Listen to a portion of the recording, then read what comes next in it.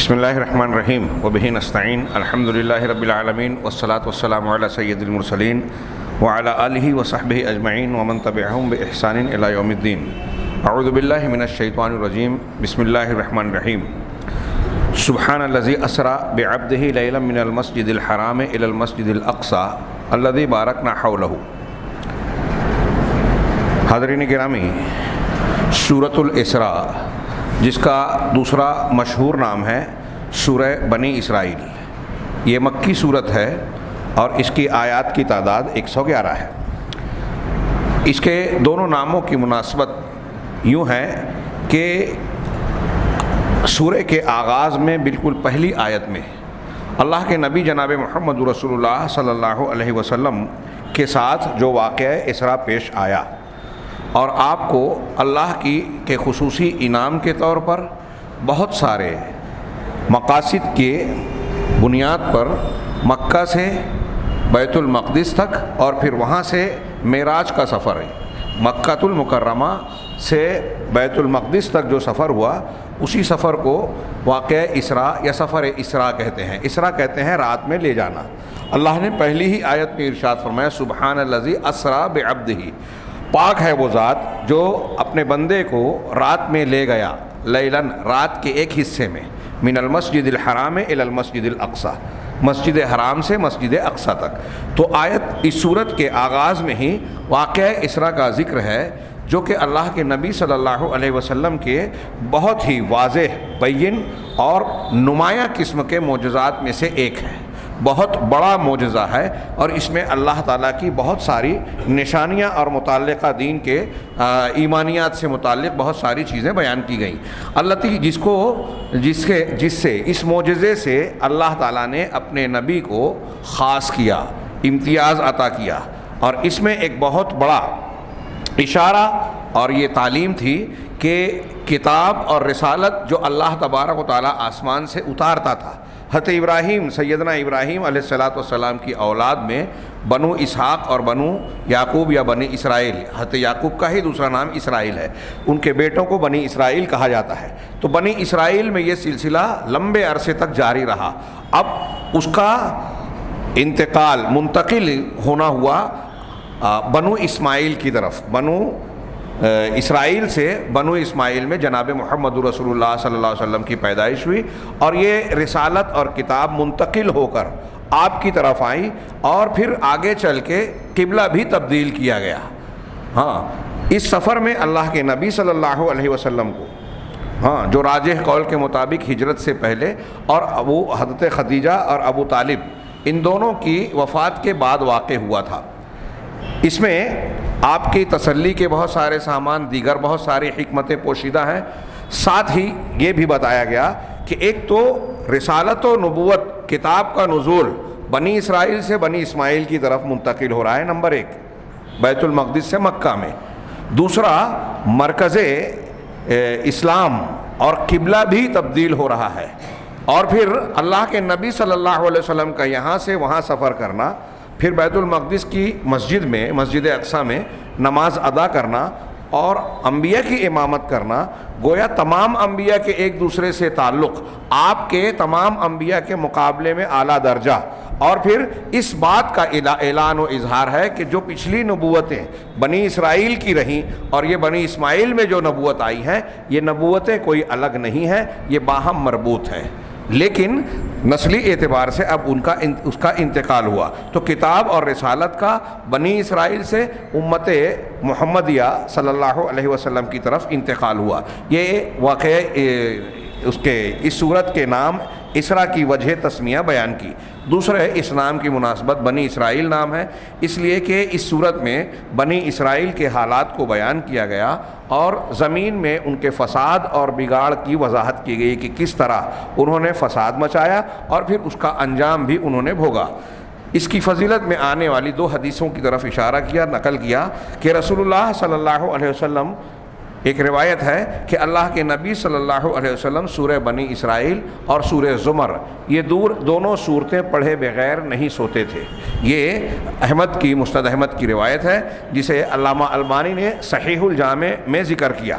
اسی طریقے سے اس سورت کی ابتدائی اور آخری آیتوں کے تعلق یا مضامین کے تعلق کے ضمن میں یہ بیان کرتے ہیں کہ سورت کے ابتدائی حصوں میں اللہ تبارک و تعالیٰ نے یہ فرمایا، غالباً آیت نمبر 9 ہے، جس میں اللہ نے کہا ان ھذا القرآن یہدی للتی ہی اقوم، یقیناً یہ قرآن وہ کتاب ہے جو سب سے درست، سیدھے یا سب سے اچھے راستے کی طرف رہنمائی کرتا ہے۔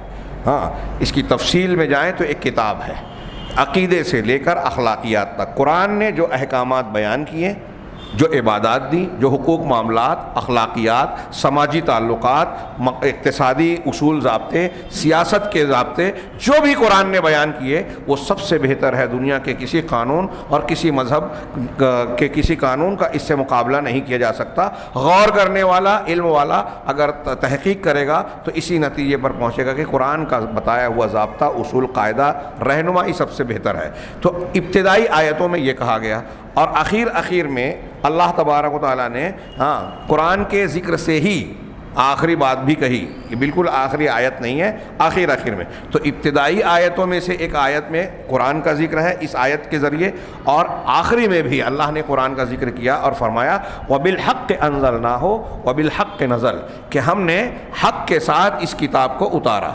بے مقصد نہیں، لوگوں کی رہنمائی، ہدایت، لوگوں کے اوپر شفقت و رحمت کرنے کے لیے، ان پر حجت پوری کرنے کے لیے، اور یہ حق کے ساتھ نازل ہوا، یعنی عدل و انصاف۔ قرآن میں جو باتیں ہیں وہ عدل و انصاف کی ہے، حق کی ہے، اور باطل کی تردید ہے، اور یہ ہر قسم کے ملاوٹ اور آمیزش سے محفوظ کر دیا گیا۔ شیطانی اثرات سے اللہ نے اس کو محفوظ بنایا۔ حضرت جبریل امین لے کر آئے، قرآن نے بتایا کہ قرآن کی روایت کیسی ہے، سند کیسی ہے۔ اللہ کے پاس سے جبریل آئے، اور سورہ تکویر میں بتایا کہ جبریل مطاعن ثم امین، یہ امانت دار ہیں، یہ طاقتور ہیں، کوئی ان کو دباؤ ڈال کر ان کو تبدیل نہیں کروا سکتا، اور یہ مطاع ہیں، ان کی سم و طاعت کی جاتی ہے، کوئی ان کے اوپر نہیں ہے کہ یہ ماتحت ہوں اور وہ کہے کہ جبریل تم قرآن بدل دو اور وہ بدل دے۔ امانت دار ہیں، طاقتور ہیں، جیسے اللہ نے بھیجا ویسا نبی کریم صلی اللہ علیہ وسلم تک پہنچایا۔ تو یہ حق کے ساتھ نازل ہوا۔ یہ بات جو اللہ نے بیان کی، یہ قرآن کی اہمیت کو زور دے کر بیان کرنے کے لیے اور اس کے مقام اور مرتبے کی وضاحت کے لیے۔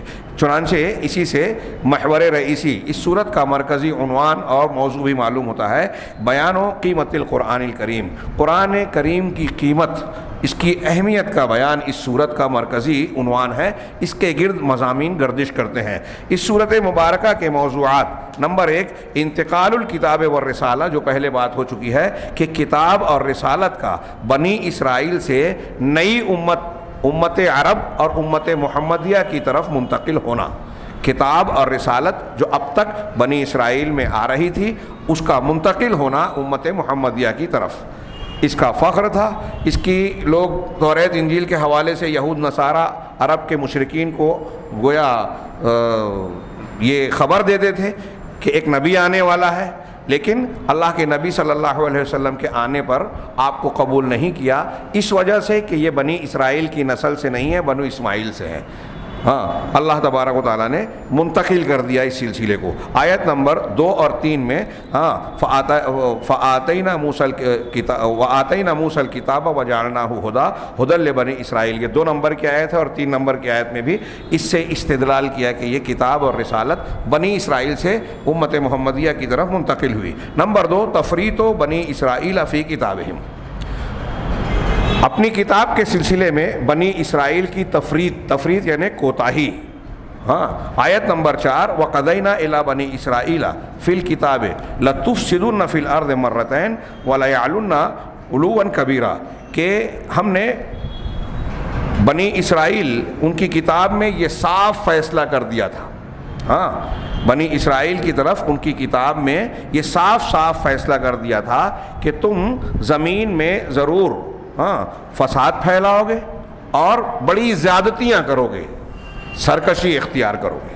تو ان کے فساد کا، جب یہ فساد اور زیادتیاں ہیں اس کا مطلب اللہ تعالیٰ کی ہدایت پر تم عمل نہیں کرو گے، اور پھر اللہ نے ان کو گویا دھمکی بھی دی کہ جب تم ایسا کرو گے تو ہمارا عذاب تم پر آئے گا۔ اس کا بھی تذکرہ ہے کہ نتیجے کے طور پر 2 مرتبہ بنی اسرائیل پر ایسی مصیبت افتاد ٹوٹی کہ دشمن قوم نے ان پر حملہ کیا اور ان کی اینٹ سے اینٹ بجا دی، ان کے بہت ساری بڑی تعداد کو قتل کیا اور بہت سارے لوگوں کو قیدی بنا دیا، ان کی ایک ایک چیز کو ختم کیا، یہاں تک کہ توریت کے نسخوں تک کو ختم کر دیا گیا۔ یہ تاریخ میں یہ تفصیلات ملے گی کہ 2 مرتبہ تفسیر میں بھی آپ دیکھیں گے کہ یہ تفصیل ملے گی۔ ہاں، نمبر 3 وصول القرآن الی امت محمد، ہاں قرآن کا امت محمدیہ تک پہنچنا، ان کو نوازا جانا، نعمت کے طور پر عطا کرنا۔ ان ھذا القرآن، یہ آیت نمبر 9 ہے، ان ھذا القرآن اللہ یہدی للتی ہی اقوم ویبشر المؤمنین الذین یعملون الصالحات ان لہم اجرا کبیرا، کہ یہ قرآن وہ کتاب ہے جو سب سے اچھے راستے کی رہنمائی کرتی ہے اور مومنوں کو بشارت دیتی ہے جو صالح اور نیک عمل کرتے ہیں، اس بات کی بشارت دیتی ہے کہ ان کے لیے بہت بڑا اجر ہے۔ یہ قرآن اس بشارت کے ساتھ امت محمدیہ کو، ہم کو اور آپ کو دیا گیا ہے۔ کیا ہم اس خوشخبری کی بات کو، یہ مذاق نہیں ہے، یہ زندگی کی سب سے بڑی حقیقت، ہمارے رب العالمین کا سب سے بڑا انعام ہے کہ اس نے دنیا کے بعد کے بہترین نتیجے کے لیے ہم کو یہ رہنمائی عطا فرمائی۔ نمبر 4 قرآن کے اوامر جتنے بھی ہیں وہ سب انسانی فطرت کے عین مطابق ہے۔ قرآن میں جتنے بھی احکامات دیے گئے ہیں یہ فطرت انسانی کے عین مطابق ہے۔ یہ جملہ میں اکثر کہتا ہوں کہ ہم لوگ سننے کے عادی ہو گئے ہیں، لہٰذا اس کی گہرائی پر، اس کی حقانیت پر، اس کی اہمیت پر ہم توجہ نہیں دیتے۔ دنیا کے دوسرے بہت سے مذاہب ہیں، آج آپ دیکھیے ابھی کورونا کے ماحول میں، کل ایک صاحب کچھ خبریں سنا رہے تھے اور اس تناظر میں کہہ رہے تھے کہ غیر اسلامی ہونے کی وجہ سے، عقیدہ اور ایمان نہ ہونے کی وجہ سے لوگ خوف و دہشت میں مبتلا جو ہیں، ساتھ ہی ان کا رویہ کسی مصیبت کے آ جانے پر، اپنے قریبی کے مر جانے پر، جو قریبی کے تعلق سے، قریبی انسان رشتہ دار کے تعلق سے جو رویہ ہوتا ہے وہ انتہائی غیر انسانی، ایسے غیر انسانی رویوں سے اسلام ایمان کی تعلیمات ہمیں اور آپ کو روکتی ہیں۔ یہ جو روزمرہ کے معاملات ہیں نا، ہم ان کو چاہے نظر انداز کریں یا ہلکا سمجھیں، جب ہم غیر اسلامی یا غیر مسلم طبقات سے موازنہ کر کے مسلمانوں کا معاملہ دیکھتے ہیں، آج ہم اسلام سے بہت دور ہیں، ایمان و عمل کے سلسلے میں بہت کوتاہ ہے، اس میں کوئی شک نہیں، اور یہی ہماری مصیبتوں کی بنیاد ہے۔ اس کے باوجود قرآن اور قرآنی تعلیمات، محمد رسول اللہ صلی اللہ علیہ وسلم کی تعلیمات کی برکت سے جو خوبیاں مسلمانوں کے اندر بعض پائی جاتی ہیں، اس پہ غیر اسلامی دنیا رشک کرنے پر مجبور ہے۔ ابھی کورونا کے ماحول میں لوگوں کی مدد کرنا، علاج کرنا، تجہیز و تکفین کے انتظامات کرنا، یہ ایک نمایاں چیز ہے جو خبروں میں ہے اور ہم سب جانتے ہیں۔ کہاں سے آئی یہ تبدیلی؟ پوری قوم کے اعتبار سے، اب اس میں عالم ہو، جاہل ہو، دیندار طبقہ، کم دین والا، اس کے اندر مسلمان میں جو بھی خیر ہے وہ اس قرآن کی برکت ہے، اور قرآن کے جو احکامات ہیں وہ سب کے سب انسانی فطرت کے عین مطابق ہے۔ اب انہوں نے قوس میں بیان کیا آیت نمبر 23 سے آیت نمبر 48، وَقَضَىٰ رَبُّكَ وَلَا تَجْعَلْ مَعَ اللَّهِ إِلَٰهًا آخَرَ فَتَقْعُدَ مَذْمُومًا مَخْذُولًا، اور وَقَضَىٰ رَبُّكَ أَلَّا تَعْبُدُوا إِلَّا إِيَّاهُ وَبِالْوَالِدَيْنِ إِحْسَانًا، آیت نمبر 23 سے آیت نمبر 38 تک پڑھ جائیے۔ اس میں مختلف احکامات بیان کیے گئے۔ سب سے پہلے شرک سے منع کیا گیا، توحید کا حکم دیا گیا، پھر والدین کے ساتھ حسن سلوک کی تعلیم دی گئی، ان کے بارے میں کہا گیا کہ ان کو جھڑکو نہیں، اف تک نہ کہو، اور ان کے ساتھ اپنے بازو کو نرم اور جھکائے رکھو، اور ان کے لیے دعا کرتے رہو رب ارحمہما کما ربیانی صغیرا، کہ پروردگار ان پر ویسے ہی رحم فرما جیسے انہوں نے بچپن میں میری پرورش کی ہے، شفقت، رحمت اور محبت کے ساتھ، یہ دعا بھی کرتے رہو۔ پھر اس کے بعد جو ہے مختلف احکامات کہ اپنے بچوں کو خوف فاقہ اور فقر کے خوف سے قتل مت کرو، یتیموں کا مال ظلمن نہ کھاؤ، بغیر علم کے کوئی بات نہ کہو، ناپ تول میں کمی نہ کرو، جس میں پھنی مارنا، چوری کرنا بھی آ گیا، اس میں ناپ تول میں کمی نہ کرو، ایسی چیز کے پیچھے نہ پڑو جس کا تمہیں علم نہ ہو. وَلَا تَقْفُ مَا لَيْسَ لَكَ بِهِ عِلْمٌ إِنَّ السَّمْعَ وَالْبَصَرَ وَالْفُؤَادَ كُلُّ أُولَٰئِكَ كَانَ عَنْهُ مسؤولا. ایسے بہت سارے جو احکامات دیے گئے ہیں، اس میں زنا نہ کرو، لا تقربوا الزنا، زنا کے قریب نہ جاؤ، انہ کان فاحشۃ وساء سبیلا، یہ بڑی بے حیائی کا اور بہت بڑا گناہ ہے اور بڑا برا راستہ ہے. یہ سارے احکامات پڑھیے، آیت نمبر 23 سے لے کر 38 تک. اس میں احکامات میں آپ دیکھیں گے کہ احسان کا، رشتہ داروں کے ساتھ حسن سلوک کا، والدین کے ساتھ، رشتہ داروں کے ساتھ حسن سلوک کا حکم دیا گیا، یتیموں کے ساتھ اسی طریقے سے فضول خرچی سے منع کیا. ولا تبذروا ان المبذرین کانوا اخوان الشیاطین، کہ فضول خرچی نہ کرو، یقیناً فضول خرچی کرنے والے شیطان کے بھائی ہیں. ہاں، ایک اسراف ہے، ایک تبذیر ہے. دونوں میں فرق کرتے ہوئے بعض علماء نے یہ بیان کیا کہ اگر کوئی ضرورت کی چیز ہے اور آپ ضرورت سے زیادہ اس پر خرچ کرتے ہیں، مطلب کھانے کے لیے آپ کو 1 روٹی کافی ہوتی ہے، آپ 5 روٹی خریدتے ہیں، مشکل سے 1-1.5 کھائی، باقی کو چھوڑ دیا، پھینک دیا، یہ ہے اسراف. اور ایک چیز وہ ہے کہ آپ کو کوئی چیز میں ضرورت ہی نہیں ہے آپ کی، لیکن آپ وہاں خرچ کرتے ہیں. ہاں، جس چیز کی ضرورت نہیں ہے، جس میں کوئی فائدہ نہیں ہے، ایسی چیز آپ خریدتے ہیں، وہاں پیسہ لگاتے ہیں. گٹر میں یا کسی سڑک پر آپ نے پیسہ پھینک دیا، کوئی بے ضرورت کی چیز ہے، تو بہت سے لوگ ایسی چیزوں میں خرچ کرتے ہیں شوق کے نام پہ، تو وہ چیز تبذیر ہے. تھوڑا سا فرق کرتے ہیں دونوں کا. اردو میں ترجمہ کرتے ہیں فضول خرچی. فضول خرچ شیطان کا بھائی ہے، یہ قرآن کہتا ہے. اس سے بھی منع کیا گیا. ہاں، تحریم قتل الاولاد، اولاد کو قتل کرنے کی حرمت بیان کی گئی، اور کسی بھی جان کو ناحق قتل کرنے سے منع کیا گیا.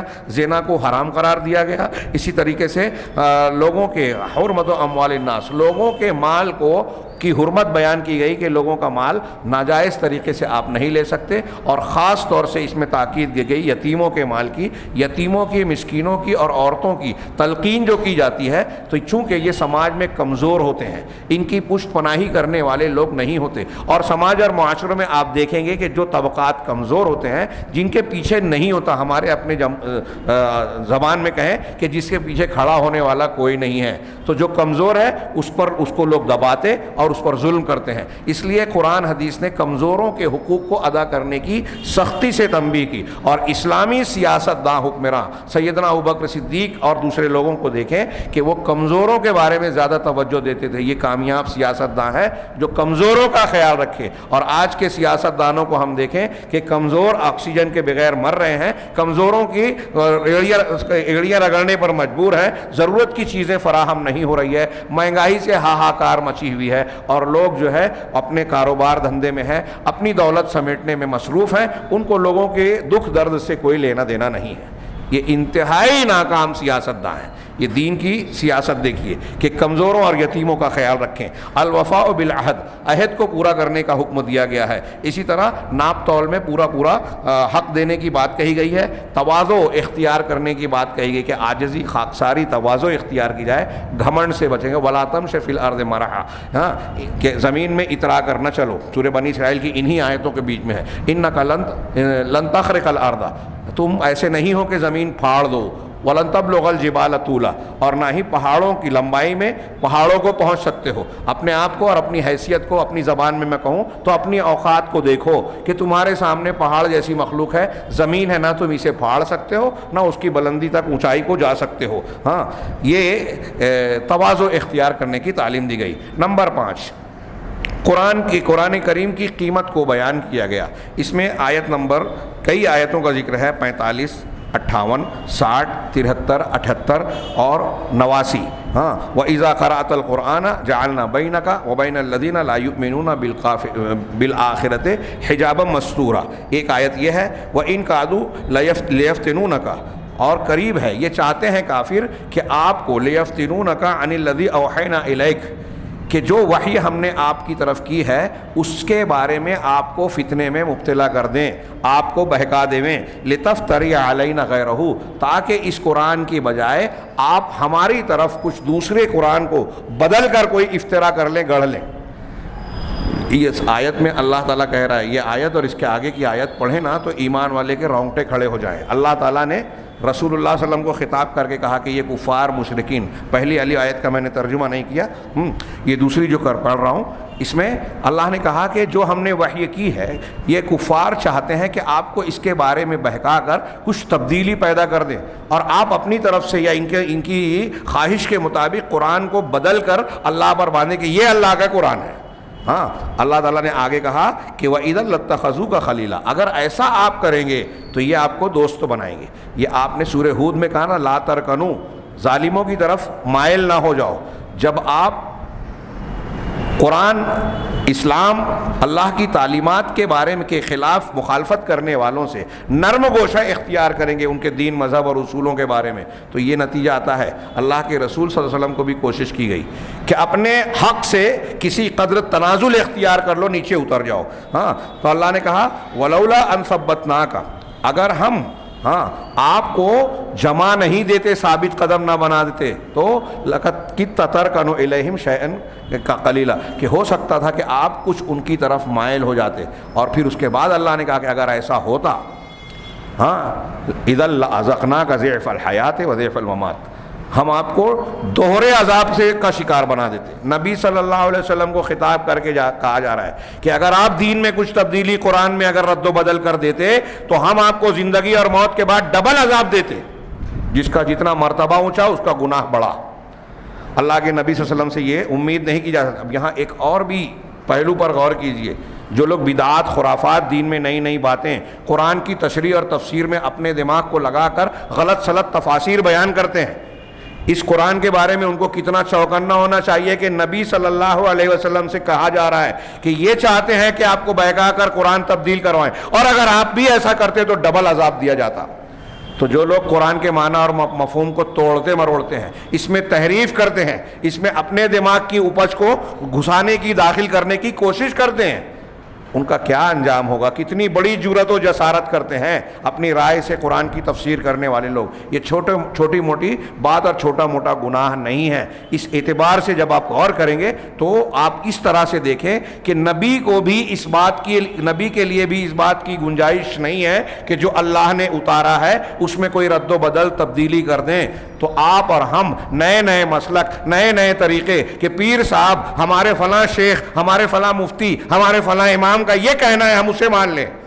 سوچئے، اس تناظر میں غور کیجئے تو کیا اس کی گنجائش نظر آتی ہے؟ وہاں خطرہ ہی خطرہ ہے کہ اگر آپ ادھر مائل ہوتے ہیں اور قرآن و حدیث کے کو جیسا ماننا چاہیے ویسا نہیں مانا، شخصیتوں کو مانا، ان کی تشریحات کو مانا، تو یہ گمراہی کا دروازہ کھلے گا۔ ہو سکتا ہے کہ وہ شخصیت اجتہادی بنیاد پر غلطی کر کے بھی اللہ کے یہاں عذاب کی مستحق نہ ہو، لیکن آپ اور ہم قرآن کو چھوڑ کر اس کی طرف جانے کے مجرم بن سکتے ہیں۔ یہاں سے اگر اس کو دیکھا جائے تو تقلید کا دروازہ بند کرنے والی ایک بہت بڑی دلیل یہ بنتی ہے۔ اسی طرح اور بھی آیتیں ہیں۔ اللہ تبارک و تعالیٰ نے وقرآن الفجر، اقیم الصلاۃ لدلوک الشمس الی غسق اللیل وقرآن الفجر ان قرآن الفجر کان مشہودا، صبح کو قرآن پڑھا جائے، یہ قرآن کا اہتمام کیا جائے۔ صبح میں قرآن کی تلاوت کی جاتی ہے تو اس میں لوگ حاضر ہوتے ہیں، فرشتے موجود ہوتے ہیں، آپ اس کی تفاسیر دیکھ سکتے ہیں۔ اس میں بھی قرآن کے لیے توجہ دلائی گئی، قیمت بتائی گئی، اور اس سے لوگوں کو جوڑنے کا حکم دیا گیا۔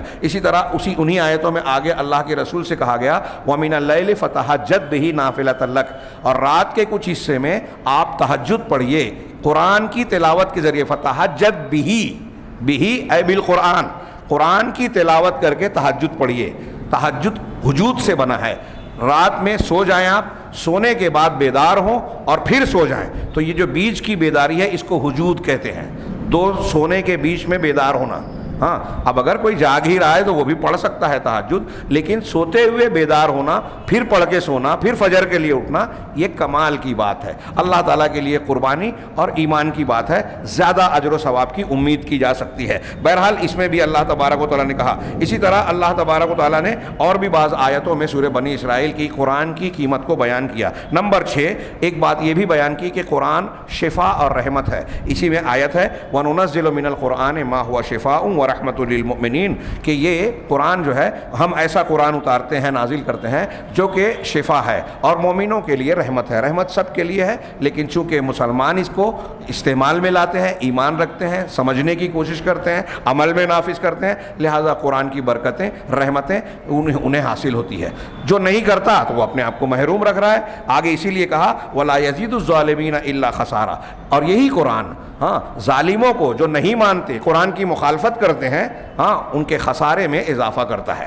قرآن کا شفا ہونا، رحمت ہونا کئی طریقے سے ہے اور بہت زبردست عنوان ہے، آپ اس پر سنتے رہتے ہیں۔ نمبر 7، عظمت و جلال القرآن، قرآن کی عظمت اور جلال، اس کی جلالت قدر کتنی زبردست ہے، کتنا اونچا اور اہم ہے، کتنی عظیم الشان کتاب ہے، اس کو ہم اور آپ سوچ بھی نہیں سکتے۔ یہ قرآن کی اس آیت پر آپ غور کیجئے جو بنی اسرائیل میں بطور خبر، جو دوسرے مقامات پر بطور چیلنج ہے، اللہ نے فرمایا قُلْ لَئِنِ اجْتَمَعَتِ الْإِنسُ وَالْجِنُّ عَلَىٰ أَن يَأْتُوا بِمِثْلِ هَٰذَا الْقُرْآنِ لَا يَأْتُونَ بِمِثْلِهِ وَلَوْ كَانَ بَعْضُهُمْ لِبَعْضٍ ظَهِيرًا۔ یہ سورہ بنی اسرائیل کی آیت نمبر 88 ہے۔ اللہ نے فرمایا کہ آپ لوگوں سے کہیے کہ اگر سارے انسان اور جنات اکٹھا ہو جائیں، جن اور انسان اکیلے اکیلے نہیں، سب اکٹھا ہو جائیں، جمع ہو جائیں، الا ان یاتوا بمثل هذا القرآن، اس بات پر اکٹھا اور متفق ہو جائیں کہ اس قرآن کے مثل کوئی کلام بنا لائیں گے،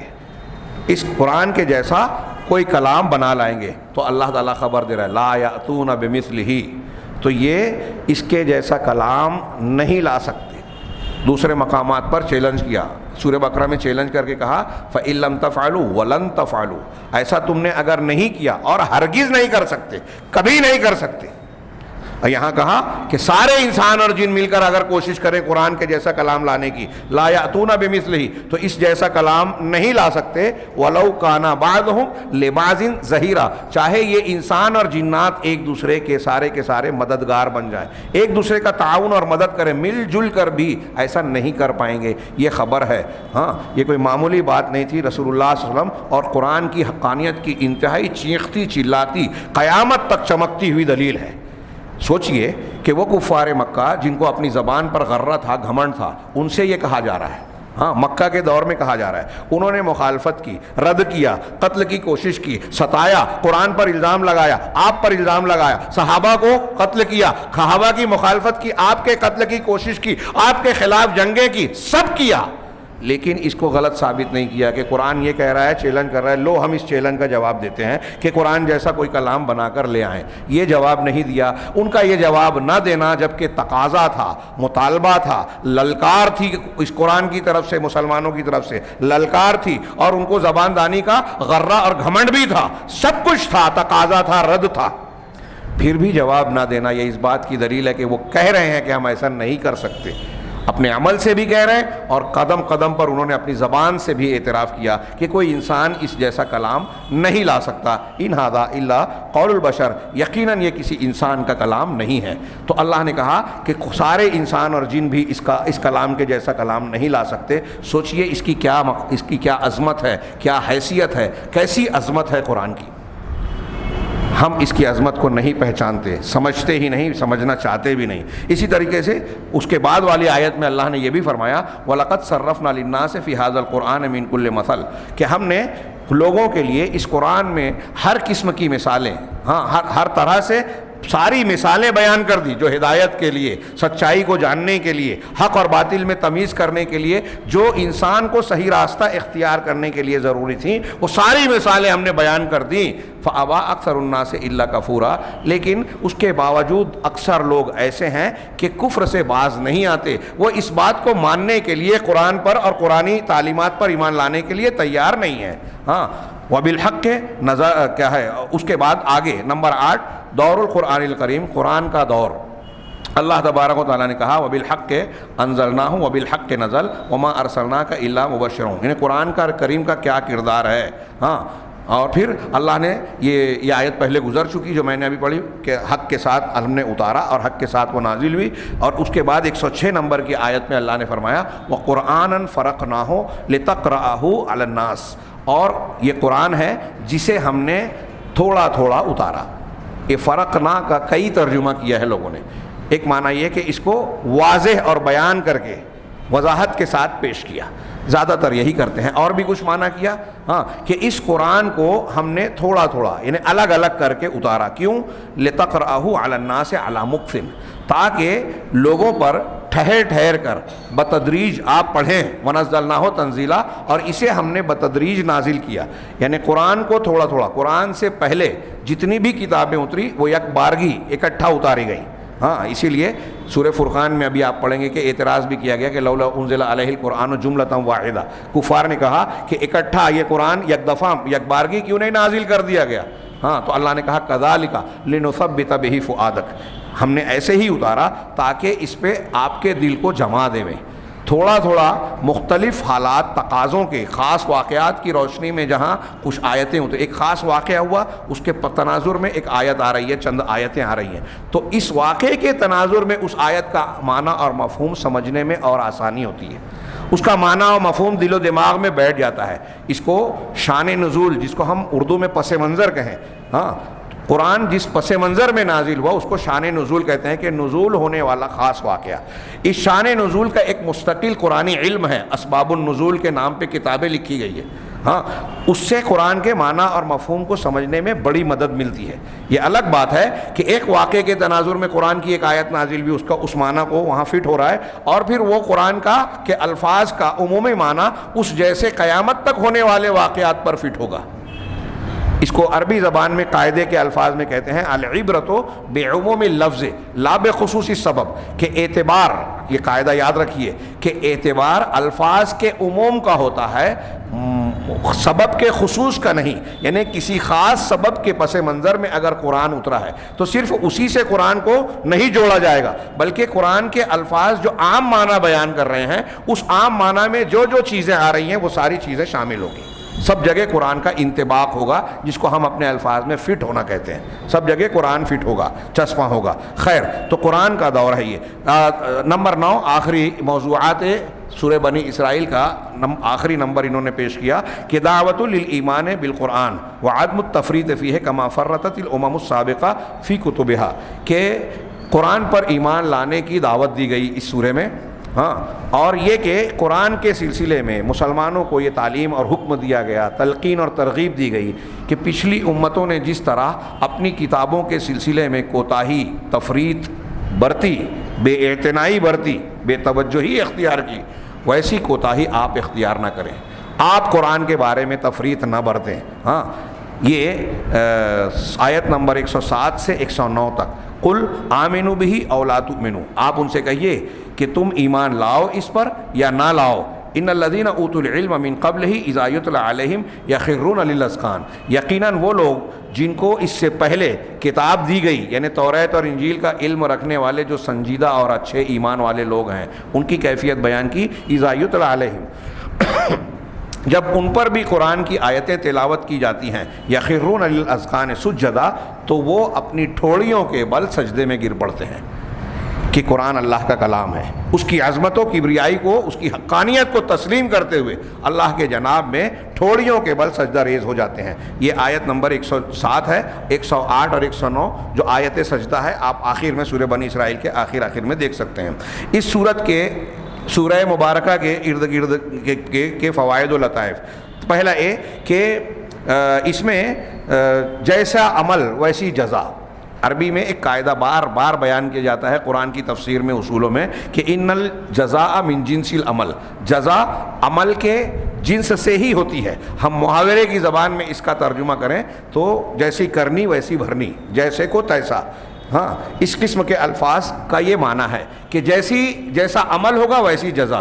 اس میں آیت نمبر 7 میں اللہ نے کہا ان احسنتم احسنتم لانفسکم، اگر تم احسان اور بھلائی کا کام کرو گے، نیکی کا کام کرو گے تو اپنے آپ کے لیے بھلائی کا کام، یعنی اس کا اچھا بدلہ تم کو خود ملے گا. وان اسأتم، اور اگر تم برائی کرو گے، فلہا، تو یہ بھی تمہارے ہی حق میں جائے گی، یعنی اس کا انجام بھی تمہیں کو بھگتنا پڑے گا. اور اس کے بعد اسی آیت میں بنی اسرائیل کا معاملہ ذکر کیا گیا کہ جب تم نے سرکشی کی، فساد مچایا اور زیادتیاں کی تو اللہ تبارک و تعالیٰ نے تم پر ظالم بادشاہوں کو مسلط کیا. نمبر 2، اللہ تبارک و تعالیٰ نے اس صورت کے اوامر کو، اس صورت میں جو اوامر میں نے ابھی بتایا نا، آیت نمبر 22 سے لے کر 39 تک، ہاں لا تجعل مع اللہ الہا آخر، کئی احکامات بیان کیے، شرک مت کرو، والدین کے ساتھ حسن سلوک کرو، اولاد کو قتل مت کرو، ناحق جان نہ مارو، ہاں یتیم کے مال نہ کھاؤ، جھوٹ زنا مت کرو، یہ ساری باتیں جو بیان کی، تو کہہ رہے ہیں کہ اس صورت میں جو اوامر احکامات اللہ نے بیان کیے اس کی شروعات توحید سے کی، ہاں اور اس کا خاتمہ بھی توحید سے کیا۔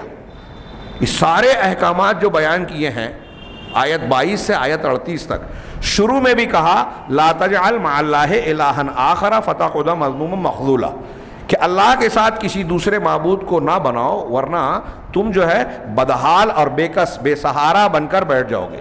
مسلمانوں کی آج جو اللہ کی مدد نہیں مل رہی ہے، ہاں یہ ہے مخذول، بے سہارا ہے، بے کس ہے، مدد نہیں ہے، مدد سے محروم۔ اس کی سب سے بڑی وجہ قرآن کی آیت کہہ رہی ہے شرک ہے، اللہ کے علاوہ دوسروں کو شریک ٹھہرانا۔ پھر اس کے بعد وَقَضَىٰ رَبُّكَ أَلَّا تَعْبُدُوا إِلَّا إِيَّاهُ، یہ ساری آیتیں بیان کرنے کے بعد آخر میں اللہ نے کہا ذَلِكَ مِمَّا أُوحِيَ إِلَيْكَ مِمَّا أَوْحَىٰ إِلَيْكَ رَبُّكَ مِنَ الْحِكْمَةِ، یہ وہ حکمت کی باتیں ہیں جن کو اللہ نے آپ کی طرف وحی کیا ہے۔ اور اس کے بعد آخر میں فرمایا لا تجعل مع اللہ الہا آخر فتلقى فی جہنم ملوما مدحورا، کہ اللہ کے ساتھ کسی اور معبود کو اختیار نہ کرو ورنہ جہنم میں ملامت زدہ اور راندہ درگاہ بن کر تم کو بنا کر ڈال دیا جائے گا، جھونک دیا جائے گا جہنم میں۔ تو شروع میں بھی توحید کا اور شرک سے ممانعت کا حکم دیا، اور بہت سارے احکامات بیان کرنے کے بعد آخر میں بھی تو کہہ رہے ہیں وَذَلِكَ لِبَيَانِ أَنَّ الْعَقِيدَةَ لَا تَنْفَكُّ عَنِ الْعَمَلِ، یہ اس لیے اللہ نے کیا، یہ بتانے کے لیے، یا اس قرآن کی اس انداز سے پتہ چلتا ہے کہ کوئی بھی آپ عمل کریں وہ توحید سے الگ نہیں ہو سکتا، توحید اس کی جڑ بنیاد بھی ہے، اور توحید سے جوڑ کر ہی آپ کا کوئی عمل ہوگا تو اللہ کے ہاں قابل قبول ہوگا۔ نمبر 3 کہ تمام معاملات میں میانہ روی، درمیانہ روی جو ہے وہ بہت بہتر ہوتی ہے۔ اللہ کے نبی صلی اللہ علیہ وسلم دعا کرتے تھے وَأَسْأَلُكَ الْقَصْدَ فِي الْفَقْرِ وَالْغِنَى، کہ اے اللہ میں تجھ سے درمیانہ روی، میانہ روی مانگتا ہوں، فقیری میں بھی اور مالداری میں بھی۔ میں فقیر ہوں تو فقر و فاقہ کے سلسلے میں میرا رویہ جو ہے درمیانی رہے، اقتصاد اس کو عربی میں کہتے ہیں، اور اگر مالدار رہوں تو مالدار فضول خرچی نہ کرے اور غریب جو ہے ناشکری نہ کرے، ہاں مالدار جو ہے حد سے آگے نہ بڑھے، اور غریبی میں بھی ہر حال میں آدمی درمیانہ روی اختیار کرے۔ یہ اللہ کے فرمان، ان احکامات میں جو اللہ نے کہا ہے وَلَا تَجْعَلْ يَدَكَ مَغْلُولَةً إِلَىٰ عُنُقِكَ، غالباً اس آیت سے نکالا، آیت نمبر 29، کہ اپنے ہاتھ کو گردن سے بندھا ہوا نہ بنا لو، ہاں وَلَا تَبْسُطْهَا كُلَّ الْبَسْطِ، اور نہ ہی اسے بالکل کھول دو، یعنی ہاتھ کو گلے سے باندھ نہ لو، مطلب بخیلی نہ کرو، اور پورے طریقے سے کھول دو، ایسا بھی مت کرو یعنی اپنے پورے مال کو بلا وجہ خرچ نہ کر دو، فضول خرچی نہ کرو، دونوں کے بیچ میں راستہ اختیار کرو، یہ ہے میانہ روی۔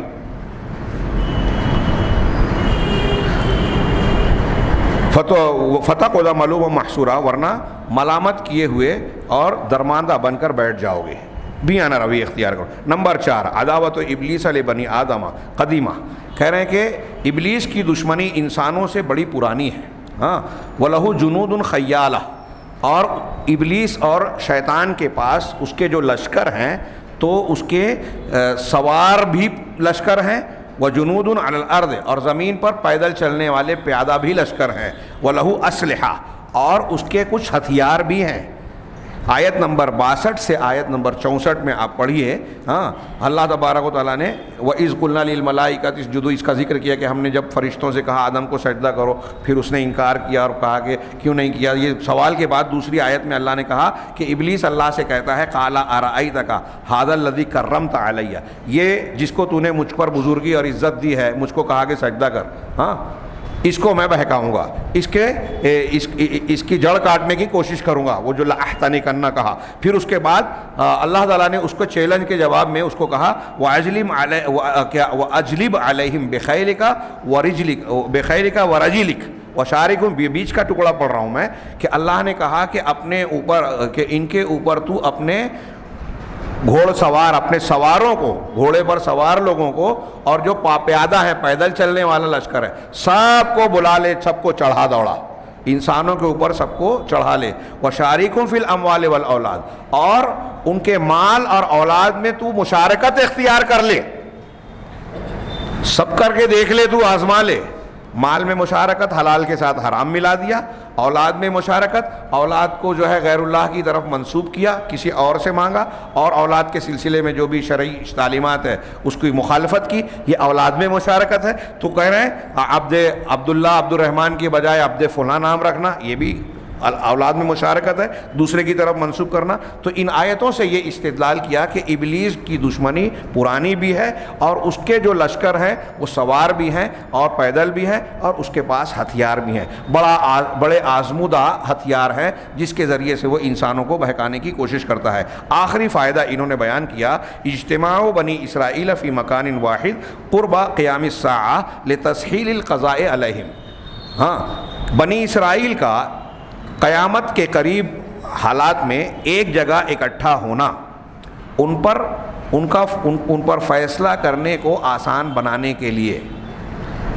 اس آیت میں ایک اشارہ ہے جس سے یہ پتہ چلتا ہے کہ قرب قیامت میں بنی اسرائیل یہود ایک جگہ اکٹھا ہو جائیں گے دنیا میں, تاکہ ان کے خلاف جو فیصلہ اللہ کا کرنا ہے وہ آسان ہو جائے. ہاں, یہ آیت جو ہے جس سے انہوں نے استدلال کیا, غور سے سنیے گا, یہ آخری فائدہ ہے. وَقُلْنَا مِن بَعْدِهِ لِبَنِي اسرائیل, کہ ہم نے ان کے بعد بنی اسرائیل سے کہا اسکن الارض, کہ زمین میں, ہاں یہ مصر و شام اور فلسطین کی سرزمین کے علاقوں کی باتیں ہیں, زمین میں سکونت اختیار کرو. فَإِذَا جَاءَ وَعْدُ الْآخِرَةِ جِئْنَا بِكُمْ لَفِيفًا, اور بس جب آخرت کا وعدہ آ جائے گا تو ہم تم سب کو سمیٹ کر لے آئیں گے, تم سب کو سمیٹ کر لے آئیں گے. اس آیت کا جو آخری ٹکڑا ہے کہ جب آخرت کا وقت آئے گا تو ہم سمیٹ لائیں گے, تو میدان محشر میں ساروں کو اکٹھا کیا جائے گا. تو ایک معنی لوگوں نے یہ بیان کیا, علماء نے, یہی زیادہ مشہور معنی ہے. لیکن ایک معنی یہ کیا کہ ویسے تو پھر قیامت کے دن تو اللہ تعالیٰ سب کو ہی لانے والا ہے, صرف بنی اسرائیل کی کیا خصوصیت, یہ آخرت سے پہلے کی بات ہے. قرب قیامت میں سارے لوگوں کو سمیٹ کر, یہ شام مصر اور دوسری جگہوں پر جائیں گے, سمیٹ کر ایک سرزمین پر آ جائیں گے. اس بات اور معنی کی وضاحت کے لیے انہوں نے ایک حدیث کو ذکر کیا کہ اللہ کے رسول صلی اللہ علیہ وسلم نے بیان کیا, جبکہ آپ فتنہ مسیح دجال کے فتنے کو بیان کرتے رہے, لمبی حدیث کا ایک ٹکڑا نقل کیا کہ ثم یسلط اللہ المسلمین علیہ, پھر اللہ تبارک و تعالی دجال اور اس کے لشکر پر مسلمانوں کو مسلط کرے گا, تسلط دے گا. فَيَقْتُلُونَهُ وَيَقْتُلُونَ شِيعَتَهُ, تو یہ مسلمان دجال اور دجال کے گروہ کو قتل کریں گے, ان کا کام تمام کریں گے. دجال حضرت عیسیٰ کے ہاتھوں مارا جائے گا جیسا کہ صحیح حدیثوں میں ہے. حتیٰ ان الیہودی لَيَخْتَبِئُ تحت شجرۃ او حجر, ہاں دجال کا اصل لشکر یہودی ہوں گے. تو جب یہ ان کا قتل عام مسلمان کریں گے, پکڑ پکڑ کر ان کو کیفر کردار تک پہنچانے لگیں گے, تو ایک یہودی جو ہے وہ ایک درخت یا پتھر کے پیچھے چھپے گا. فَيَقُولُ الْحَجَرُ أَوِ الشَّجَرَةُ لِلْمُسْلِمِ, تو وہ پتھر اور درخت مسلمان سے کہے گا هَذَا يَهُودِيٌّ تَحْتِي, یہ میرے نیچے یا میرے پیچھے یہودی چھپا ہوا ہے, فَاقْتُلْهُ, اسے قتل کر دو. یہ احمد کی روایت ہے, مسند احمد کی, اور اس روایت کی اصل بخاری مسلم میں موجود ہے. یہیں پر سورہ اسراء سے متعلق معروضات اختتام پذیر ہوئی. انشاءاللہ کل سورۃ الکہف پر گفتگو کریں گے. وآخر دعوانا ان الحمد للہ رب العالمین, والسلام علیکم.